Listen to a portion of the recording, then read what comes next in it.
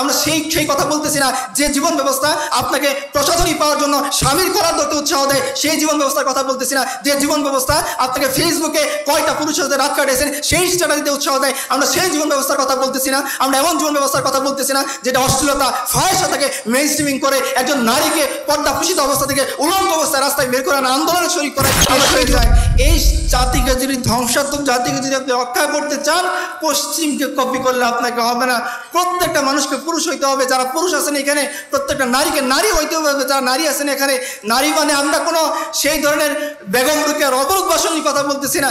আমাদের নারীরা কেমন বীর নারী, চলেন আমরা উমরের কাছে যাই। ওহদের যুদ্ধে এই নারী যখন দেখলেন রাসূলুল্লাহ সাল্লাল্লাহু আলাইহি ওয়াসাল্লামের পাশে সাহাবায়ে কেরাম বিক্ষিপ্ত হয়ে গেছেন, অল্প কয়েকজন 10-12 জন সাহাবী আছেন, তাকে কেন্দ্র করে তারা লড়াই করতেছেন, জীবন দিয়ে দিচ্ছেন, একের পর এক তীরের আঘাত খাইতেছেন। তিনি পিছনের দিকে ছিলেন, তার দায়িত্ব ছিল মুজাহিদদেরকে পানি পান করানো। তিনি এই দৃশ্য দেখার পরে আমাদের সেই সাহসী মা, আমরা আমাদের অবরোধ বাসনীর কথা আমি বলতেছি না, ইসলামে কোনো অবরোধ বাসনী নাই, ইসলামে পর্দা আছে, কিন্তু যে কথা বেগম সুফিয়ারা বলে, সুফিয়া কামালরা বলে, সেই ধরনের কোনো নারী ইসলামের মধ্যে নাই। ইসলামের সেই বিরোধিত্ব নারীর কথা আমি আপনাকে বলতেছি। উম্মুমারা এই দৃশ্য দেখার পরে তিনি সে পানির কলস ফেলে দিয়ে চলে গেছেন যুদ্ধের ময়দানে। দেখতেছেন অনেক পুরুষ ভিগে যাচ্ছে, একজন পুরুষের ফেলে দেওয়া তলোয়ার হাতে নিয়ে তিনি রাসূলুল্লাহ সাল্লাল্লাহু আলাইহি ওয়াসাল্লামের কাছে চলে গিয়েছেন এবং রাসূলকে কেন্দ্র করে তিনি লড়াই করতেছেন। আল্লাহ রাসূল নিজে বলতেছেন সাল্লাল্লাহু আলাইহি ওয়াসাল্লাম, আমি ডান দিকে তাকাই দেখি উম্মুমারা আমাকে রক্ষা করতেছেন, আমি বাম দিকে তাকাই দেখি উম্মুমারা আমাকে রক্ষা করতেছেন, আমি সামনে তাকাই দেখি উম্মুমারা আমাকে রক্ষা করতেছেন, আমি পিছনে তাকাই দেখি উম্মুমারা আমাকে রক্ষা করতেছেন। যুদ্ধের পরে রাসূলুল্লাহ সাল্লাল্লাহু আলাইহি ওয়াসাল্লাম দেখতেন শুধু তিনিই না, তার সন্তানকে তিনি কুরবানি করে দিয়েছেন। এই মহিলার কুরবানি দেখে আল্লাহ রাসূল বলতেছেন, হে উম্মুমারা তুমি কি চাও? দেখেন বোনেরা যারা এখানে আছেন, আমাদেরকে আল্লাহ সুবহানাহু ওয়া তাআলা দুনিয়ার ব্যাংক ব্যালেন্স চাওয়ার শিক্ষা দেননি। দুনিয়া তো আপনার পায়ে মাথানো হবে। দুনিয়ার আপনারা সাহেবদের হিস্ট্রি পড়েননি, কিসরা এবং কাইসারের ধন সম্পদ মদিনার প্রত্যেকটা মানুষের পায়ে পড়ে থাকছে। এটা তো আল্লাহ আমাদেরকে এমনি দিয়ে দিবেন, তার ওয়াদা। আমরা যদি আল্লাহর দিনকে সামনে নিয়ে আগবাড়ি, আল্লাহ জমিনকে আমাদের অধীনস্থ করে দিবেন, আল্লাহ আসমানকে আমাদের অধীনস্থ করে দিবেন। ইকবাল বলেছিলেন না, দাস্তু দাস্ত হ্যাঁ দারিয়া বিনা ছোড়ে হামনে বের জরমতে দৌড়া দিয়ে ঘোরে হামনে। আমরা তো শুধুমাত্র জমিনকে পরাজিত করছি তা না, আমাদেরকে আল্লাহ সুবহানাহু ওয়া তাআলা জলভাগ, স্থলভাগ, আকাশপথকে আমাদের কর্তৃত্বের অধীনে দিয়েছেন। এটা তো আল্লাহর ওয়াদা, তিনি দিয়ে দিবেন। ইন তানসুরুল্লাহ ইয়ানসুরকুম।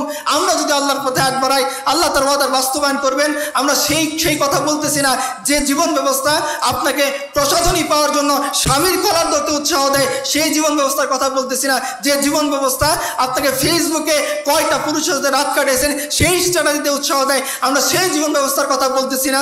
আমরা এমন জীবন ব্যবস্থার কথা বলতেছি না যেটা অশ্লীলতা ফাহেসা থেকে মেইন স্ট্রিমিং করে একজন নারীকে পর্দা পুষিত অবস্থা থেকে উলঙ্গ অবস্থায় রাস্তায় বের করে আন্দোলনে শরীক করায়, আমরা সেই জীবন ব্যবস্থার কথা বলতেছি না।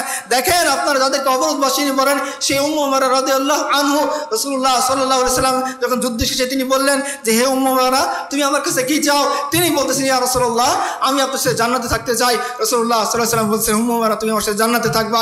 এই যে নারী, এই যে পুরুষের কাহিনী আমি আপনাকে বললাম, এটা আপনাকে পশ্চিম দিতে পারবে না।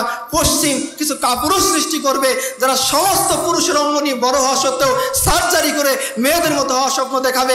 পশ্চিম কিছু বিকৃত মানসিকতা নারী তৈরি করবে যারা সমস্ত নারীর অঙ্গ থাকা সত্ত্বেও সার্জারি করে হরমোন নিয়ে তারা পুরুষালী মনোভাব ধারণ করার চেষ্টা করবে, ট্রান্সজেন্ডারিজমকে মেইন স্ট্রিমিং করার চেষ্টা করবে, সমকামিতার মতো নিকৃষ্ট কাজকে মেইন স্ট্রিমিং করার চেষ্টা করবে, পারিবারিক মূল্যবোধকে নষ্ট করার চেষ্টা করবে। একজন নারীকে যে নারী ছিল মহিষী, আমাদের নারীর কথা বললেই চোখের সামনে ভেসে ওঠে আম্মাজান খাদিজা, আম্মাজান আয়েশা, ফাতিমা রাদিয়াল্লাহু আনহার মতো সমস্ত মহান মনীষীদের কথা।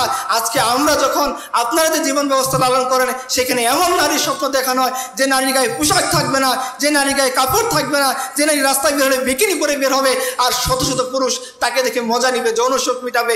এই ধরনের নিকৃষ্ট জীবন ব্যবস্থার কথা আমি বলতেছি না, এই ধরনের নিকৃষ্ট মৃত্যুর কথা আমি আপনাকে বলতেছি না।